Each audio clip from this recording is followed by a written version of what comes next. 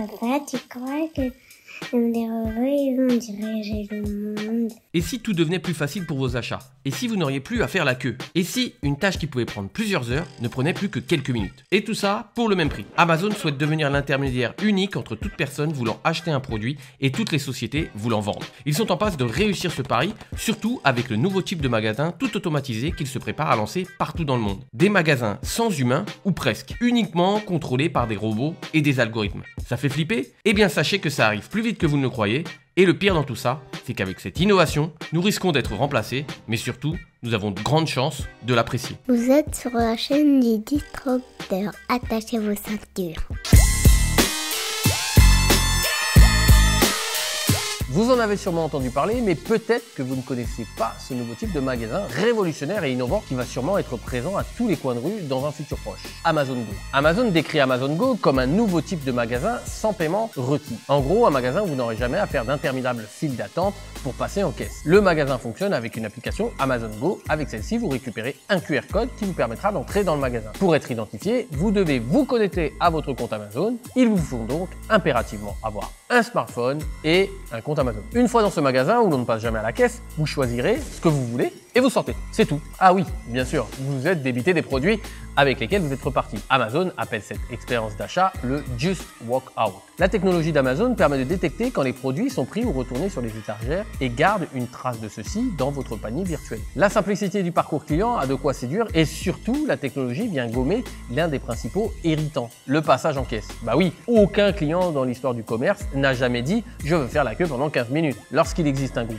mal desservi par une solution existante, il y a un problème à résoudre et donc un business à créer. Amazon étend sa sphère d'influence, étend son univers de marque, ce que j'appelle l'extension de branding. Avoir des produits cohérents tout autour d'un produit phare pour conquérir de nouveaux marchés connexes au marché de base. En 1995, Amazon ouvre son service de vente en ligne, le livre, puis rapidement, le service propose la vente en ligne de tout type de produits. Un supermarché géant, en ligne, toujours avec les meilleurs prix. Le service Prime permet d'être livré dans les meilleurs délais pour un abonnement annuel. Et le service Prime Now réduit ce délai à quelques heures. Tout est conçu pour la satisfaction client, l'expérience client. Le logo de Amazon l'illustre avec une flèche allant du A au Z, formant un sourire qui symbolise la satisfaction du client et indique également que l'entreprise peut tout vendre, de A à Z. La boucle est bouclée. Amazon a commencé à vendre en ligne pour venir s'installer dans la vente physique avec ses magasins du futur Amazon Go. Tout cela pour être sous contrôle d'une des plus grandes entreprises du monde. Bon, et bien aujourd'hui, c'est le dernier jour concernant le lancement de La Tanière, le premier mensuel papier entièrement dédié à votre image de marque, directement livré dans votre boîte aux lettres. C'est pas faute de vous avoir prévenu, j'ai publié quasiment tous les jours de la semaine des vidéos et à chaque fois, je vous parlais de ce mensuel. Cette vidéo là, celle que vous êtes en train de regarder, est publiée à 18h30. Donc, il ne vous reste plus que quelques heures pour profiter de l'offre de lancement. Ce soir à 23h59, vous ne pourrez plus avoir le cadeau en plus offert spécialement pour le lancement du mensuel. À l'intérieur, vous y retrouverez le nectar de ce que je peux vous proposer pour vous différencier, avoir une image de marque unique et remarquable. Allez, la prochaine fois que je vous vois, c'est dans votre boîte aux lettres. Ah, j'ai oublié de préciser, chose super importante, le lien pour recevoir La Tanière, il est en description, c'est le premier lien en description de cette vidéo où vous avez juste à cliquer sur le i qui vient d'apparaître. Le marketing de clones fait la promotion du tout automatisation, un business automatisé qui permettrait d'engranger des milliers d'euros en excluant toute intervention humaine. Internet a permis de démultiplier la portée du message d'une entreprise par le nombre de personnes touchées et également par la vitesse de propagation. Si je prends l'exemple de ma modeste chaîne YouTube, après un an d'existence, 78 451 personnes ont regardé mes vidéos pour une durée moyenne par vue de 8 minutes 43. C'est comme si j'avais rempli le Stade de France, 80 000 places, pour un discours d'à peu près 8 minutes. Petite modification, cette vidéo a été tournée le 27 mai et elle va sortir le 25 septembre. Donc forcément, entre mai et septembre, il s'est passé beaucoup de choses sur la chaîne YouTube. Aujourd'hui, la chaîne YouTube avoisine les 244 000 vues, comme je vous ai dit, ça n'a plus rien à voir, pour une durée moyenne de 7 minutes 39. Donc c'est comme si j'avais rempli un stade de 243 000 personnes, c'est plus le Stade de France, qui serait resté pendant 7 minutes 39. Désolé pour l'erreur, je tiens à la souligner au moment du montage. Internet est une révolution dans la communication. Mais même si la portée du message est démultipliée, celui-ci doit trouver un humain à un moment donné. Le contact humain rassure et fédère. Toutes les vidéos YouTube au monde ne pourront jamais remplacer une conversation les yeux dans les yeux avec une bonne poignée de main à l'appui. J'organise régulièrement des événements physiques, je vous invite d'ailleurs à y participer, et je vois à quel point la force de l'humain est importante. Lorsque j'ai parlé d'un robot de trading à mon ami Mathieu, trader, voici ce qu'il m'a répondu. L'automatisation c'est bien, mais penses-tu que ta femme préférerait que ce soit un robot qui lui fasse l'amour ou toi? Bon, évidemment, j'ai trouvé la réponse excellente, mais également très représentative de l'excès d'automatisation. Mon ami Mathieu possède un excellent personal branding, je l'ai interviewé sur la chaîne YouTube. Foncez la voir, le lien est en description, en partie ressources sous cette vidéo.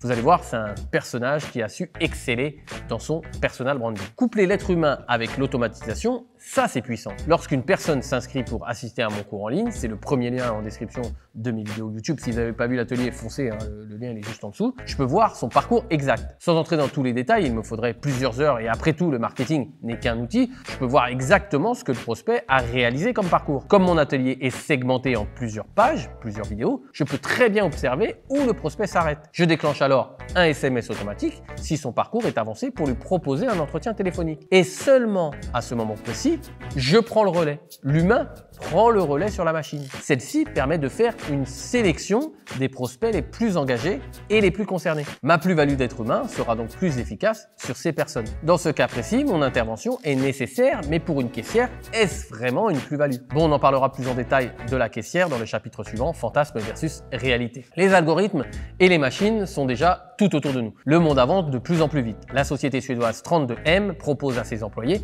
de se faire implanter une micropuce pour faciliter leur vie. Ça fait peur? Peut-être. Selon une enquête de la Sofres, 80 millions d'animaux domestiques vivent en France. Un foyer sur deux en possède. Depuis 2011, en France, tous les chiens âgés de plus de 4 mois ainsi que tous les chats âgés de plus de 7 mois doivent être identifiés par un tatouage ou une puce électronique. C'est normal aujourd'hui et c'est surtout utile. Le cycle de l'innovation est en marche et commence donc à pénétrer notre société. La technologie des magasins Amazon Go utilise le deep learning. Désolé pour les anglicismes. L'apprentissage en profondeur est une technologie principale du machine learning. Décidément, les anglicismes. Ou comment l'algorithme est capable de mimer les actions du cerveau humain grâce à des réseaux de neurones artificiels. Grâce à ce type de technologie, le modèle AlphaGo de Google, un ordinateur surpuissant, a réussi à battre les meilleurs champions du jeu de Go en 2016. Le deep learning est également capable de créer tout seul des tableaux de peintres. C'est Terminator le truc. Ça, connard. La force du deep learning n'est pas d'attirer un maximum d'acheteurs, mais plutôt d'envoyer des messages clairs et individualisés à chacun d'eux. Facebook utilise très bien cette stratégie avec les dark ads, ces publicités qui s'affichent uniquement pour un profil et qui disparaissent après. L'ultra ciblage de la machine conçue par l'humain pour manipuler l'humain. C'est beau. Pour Amazon Go, qui en est au début de l'exploitation de son innovation, plus la technologie sera utilisée par un nombre important de supermarchés, plus elle sera fiable. La machine a beau être très forte, l'être humain est toujours le plus fort au jeu de la triche. De nombreux testeurs du supermarché ont tenté une multitude de types de triches pour tromper l'algorithme conçu par Amazon. La majorité ont échoué, et même si certaines ont fonctionné, la facilité d'usage sera adaptée par la majorité d'une population. Le pourcentage de tricheurs est toujours assez faible. Si à cela, il faut ajouter beaucoup de barrières avant de réussir la triche, beaucoup seront découragés et adopteront le service. Il y a quelques années, j'ai lancé un programme en ligne qui, pendant une séquence de vente, permettait d'y accéder en intégralité pendant une dizaine d'heures. Un essai intégral gratuit. Le programme faisant plus de 30 heures, je me suis dit qu'il était impossible à pirater. Eh bien, c'était sans compter sur le génie humain de Maude, une cliente qui avait tout regardé en accéléré et téléchargé tous les supports de cours. De quoi être vraiment en colère, non? Pas vraiment. Déjà, Maude fait vraiment partie d'une toute petite partie de la population, les malins tricheurs. Des mois plus tard, Maude signe chez moi pour un programme de 5 fois le montant de celui qu'elle avait piraté. Pourquoi, vous allez me dire? Parce qu'elle avait été séduite par la qualité du programme qu'elle avait eu illégalement. La morale dans tout ça, vous ne pourrez jamais empêcher la triche. C'est comme à l'école, quoi. Mais les tricheurs consultent vos produits. Si celui-ci est bon, ils participeront à sa diffusion. Donc, à votre notoriété et par conséquent, à des clients indirects. La qualité est le meilleur business plan.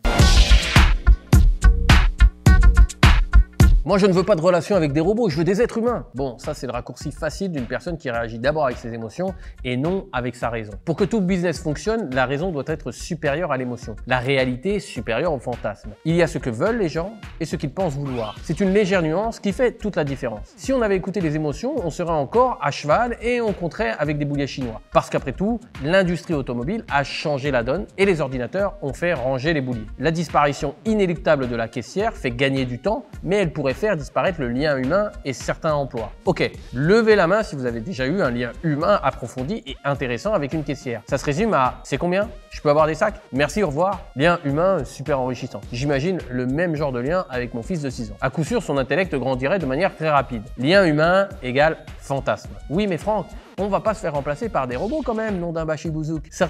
Certains pourraient penser que le supermarché d'Amazon est la preuve que la technologie représente une menace pour certaines catégories professionnelles amenées à disparaître, mais la marque affirme que de tels magasins nécessiteront plus d'employés. Ok, vous allez me dire qu'ils ne vont pas dire l'inverse, vous n'avez pas tort d'ailleurs, mais dans la réalité, c'est exact. Comme les produits sont plus vite achetés, il faut un réassort constant et donc les personnes en flux tendu pour l'approvisionnement. Il faut également du personnel pour vérifier que tout se passe bien. En réalité, seule la caissière est remplacée. Si on peut vraiment employer le mot remplacer d'ailleurs. Il est déjà en cours depuis des années avec l'avènement des caisses automatiques. Selon un sondage LSA, 60% des clients des hypermarchés détestent faire la queue. Plus d'une personne sur deux déteste faire la queue, mais une majorité veulent garder une caissière. Encore une preuve du titre de ce chapitre. Raison versus émotion. Le travail d'une caissière n'est pas très valorisant pour l'employé. Passer des produits sur un tapis, on peut pas dire que ce soit un vrai kiff. Il n'y a pas de réelle plus-value humaine à apporter et en plus c'est un travail mal payé. Selon l'INSEE, un caissier gagnerait 1 969 € brut par mois. Du côté employé, on se retrouve avec un travail peu valorisant, peu payé. Et du côté employeur,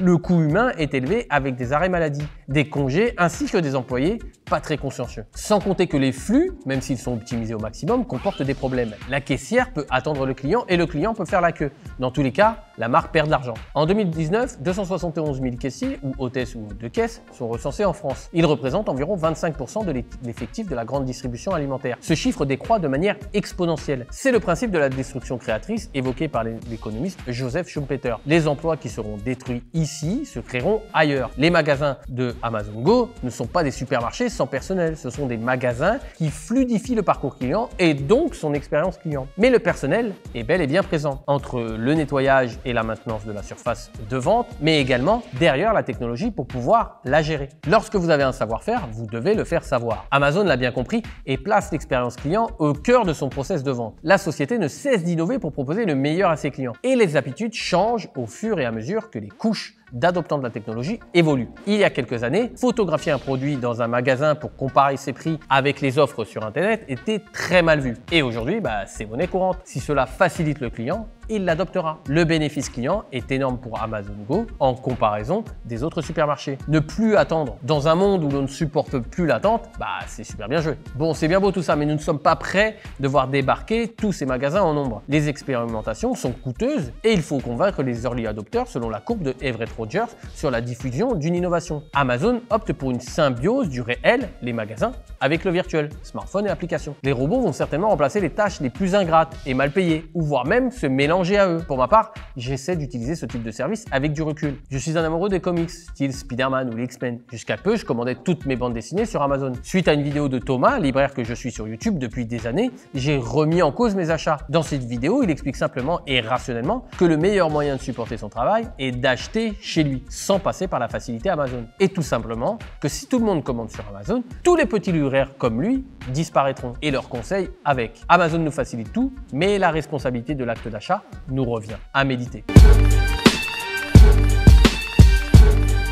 Ah, ils sont vraiment cool Amazon, ils pensent à nous et grâce à eux, tout ira plus vite. Plus aucune frustration à faire la queue. Ouais.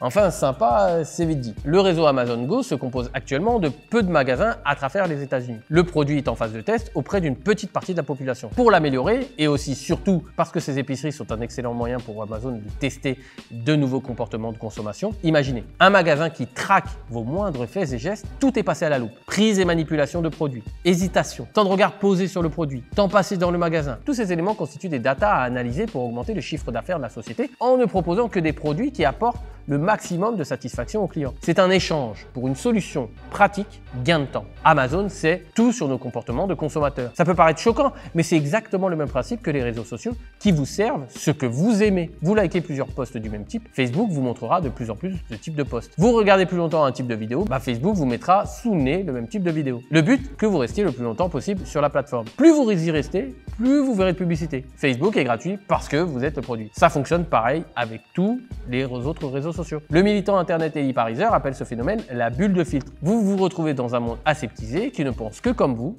qui ne vous montre que ce que vous aimez. Idéal pour la consommation, mais un peu moins pour l'esprit critique, la créativité et l'innovation. Amazon travaille sur la psychologie du consommateur, savoir ce qu'il veut avant qu'ils ne le sachent vraiment. Avec de bons CRM, c'est quoi un CRM? C'est Customer Relationship Management, c'est un outil pour envoyer des mails. Vous pouvez segmenter votre communication en fonction du comportement de vos prospects. C'est ce dont je vous ai parlé juste auparavant. Alors personnellement, j'en utilise deux, je vous mets les liens en partie ressources si vous souhaitez avoir plus de renseignements sur ces CRM. Savoir qui fait quoi à quel moment, c'est du marketing. Proposer des offres personnalisées en fonction du comportement, c'est également du marketing, mais attention, roulement de tambour, de l'image de marque. Et oui, faire attention à ne pas faire le bourrin, comme on peut voir trop souvent en ne proposant que ce qui intéresse les prospects et clients, cela fait partie de l'image de marque. Envoyer un email à 10 personnes très engagées, très concernées, c'est beaucoup plus puissant qu'à 10 000 qui n'en ont rien à faire. L'intelligence artificielle de Amazon suit chaque client, enregistre tous les articles reposés ou emmenés, afin d'être le plus précis possible dans la facturation. Il ne s'agirait pas de faire d'erreurs. Expérience client oblige. Le terme d'intelligence artificielle est d'ailleurs très souvent galvaudé, puisqu'à la base de l'algorithme, il y a des êtres humains. Un algorithme est défini selon des critères humains,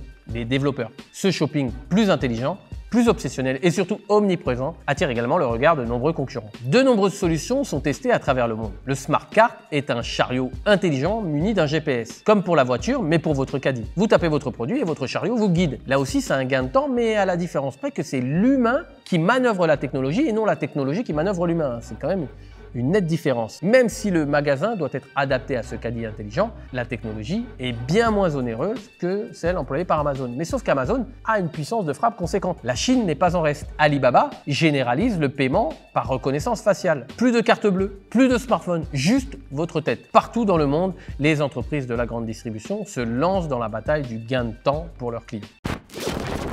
Sur la chaîne YouTube, je travaille avec 2 partenaires. Ces partenaires m'aident à réaliser mes vidéos. Mais ce n'est pas n'importe quel partenaire. Ce sont des entreprises dans lesquelles j'ai investi. Bah oui, quand je vous parle sans arrêt de cohérence, alors moi-même, je me dois d'être cohérent dans les partenaires que j'ai choisis pour la chaîne YouTube. Le premier partenaire est le groupe Summit. C'est un groupe qui est spécialisé dans les investissements sur les crypto-monnaies. Pour faire clair et pour faire bref, ça fait plus de 2 ans que j'ai investi dans ce service et j'en suis très content puisque j'arrive à un rendement moyen de 4,4% par mois pour cette période avec un pic de rendement à 11,64%.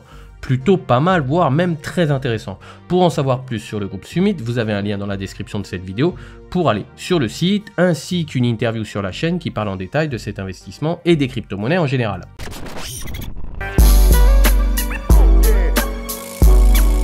Si vous vous intéressez à la puissance de la data, je vous recommande l'excellent livre de Emmanuel Gallou, Aurore Kervella et Cyril de Souza Cardozo, Data Power, qui entre dans les arcanes de l'analyse de l'importance de l'or bleu. Le lien du livre est dans la partie ressources, juste en dessous. Le secteur de la grande distribution est un rouage essentiel de l'économie depuis l'avènement des supermarchés. Les grandes enseignes ont des marges ridicules, mais un volume tellement important que le flux de clients est indispensable pour la survie d'une marque. L'individu du nouveau millénaire ne peut ralentir son rythme effréné. Nous n'avons plus le temps d'avoir le temps dans une société qui prône la qualité du temps. Bah ouais, c'est un peu chelou. Amazon souhaite peaufiner à l'extrême l'expérience client qui est selon moi supérieure à la transformation client. Lui proposer les meilleurs produits qu'il souhaite réellement en analysant son comportement dans le magasin et surtout ne plus le faire attendre. D'après la théorie de Schumpeter, des emplois seront détruits et d'autres seront créés. Le secteur devra former son personnel de manière différente en maîtrisant l'art de gérer et de comprendre les données collectées. L'humain sera de plus en plus remplacé par les robots et les algorithmes pour les tâches les plus ingrates. La plus-value humaine sera et est déjà utilisée dans des postes clés. La data est la clé pour des marques qui veulent être pérennes dans le temps. Comprendre le comportement des clients visés à travers les valeurs de celles-ci. Analyser les données, comprendre ce que veulent les clients, c'est essentiel si vous ne souhaitez pas être une énième copie d'une copie et de vous transformer en photocopieur.